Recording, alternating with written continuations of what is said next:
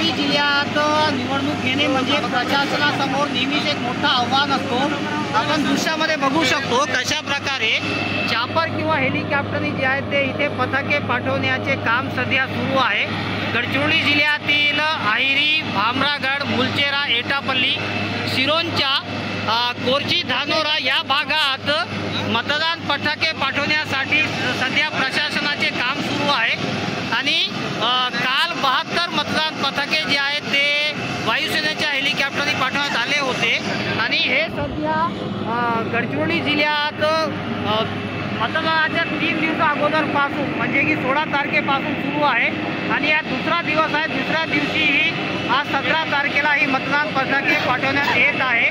आपल्यासोबत काही मतदान पथकात काम करणारे कर्मचारी आहेत, त्यांच्यासोबत आपण जाणून घेऊया। तुम्ही नेहमीच निवडणुकीत काम करता, तर यावेळी तुम्ही वायुसेनेच्या हेलिकॉप्टरमध्ये जाते, एक मोठा आव्हान असतो, काय म्हणा? लोकसभा निवडणूक, सार्वत्रिक निवडणूक 2024 ही या ठिकाणी संपन्न होत आहे। परंतु महत्त्वाची गोष्ट की हे इतकं आव्हान आमचे कर्मचारी उत्कृष्टरित्या पेलतात आणि आमच्या वरिष्ठ अधिकाऱ्यांनी दिलेले आदेश हे अशाही प्रतिकूल परिस्थितीत आम्ही 30 ते 40 किलोमीटर पायी जाऊन हे मतदान घेऊन येत असतो। आणि एक सांगू इच्छितो की महाराष्ट्रामध्ये सर्वात जास्त टक्का देण्यामध्ये गडचिरोली जिल्हा प्रथम क्रमांकावर असतो। मागच्या 80च्या वर टक्के मतदान घेण्यामध्ये हा गडचिरोली जिल्हा अग्रेसर आहे।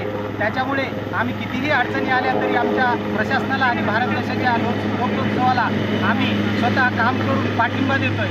धन्यवाद। आपण बघू शकतो की मतदान पथकांची प्रतिक्रिया आणि सध्या गडचिरोली जिल्ह्यात मतदान पथके पाठवणे सुरू आहे। कॅमेरामॅन जीवन कुमार सोबत एमडी इरफान, TV9 गडचिरोली।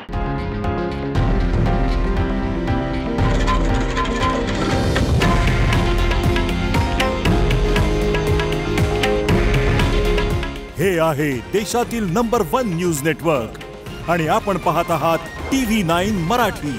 काळजी तुमची, हित महाराष्ट्राचं।